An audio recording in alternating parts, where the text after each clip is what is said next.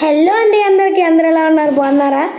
మళ్ళీ ఎక్కడికో బయలుదేరిపోయింది అక్క, తిరుగుతూనే ఉంటుంది అనుకోకండి. నేనైతే పెడంలో ఉన్న పైడంతల గుడికి వెళ్తున్నాము. అక్కడికి ఊరికే వెళ్తున్నాం, మొక్కుంది.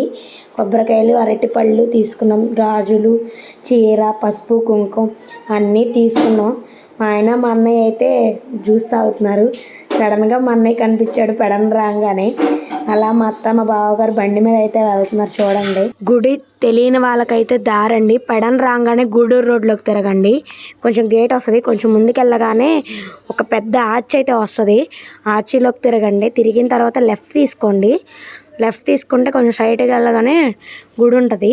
అసలు డిసెంబర్లో అయితే ఖాళీ ఉండదండి, ఉత్సవాలు జరుగుతాయి. తెలియని వాళ్ళకి చెప్తున్నా. మేమైతే గుడి దగ్గరికి వచ్చేసి ఒక రౌండ్ అయితే వెనకాల బండితో వేసేసాము. కోలేట్తో కాళ్ళు కడుక్కుని గుళ్ళోకి వచ్చేసాం. అమ్మవారిని అయితే ఫోటో తీసారు, చూడండి ఒకసారి. అలా కొన్ని ఫోటోలు దిగి వచ్చేసాం. నెక్స్ట్ వ్లాగ్లో కలుద్దాం. మన ఛానల్ అయితే ఫాలో చేసి పెట్టుకోండి.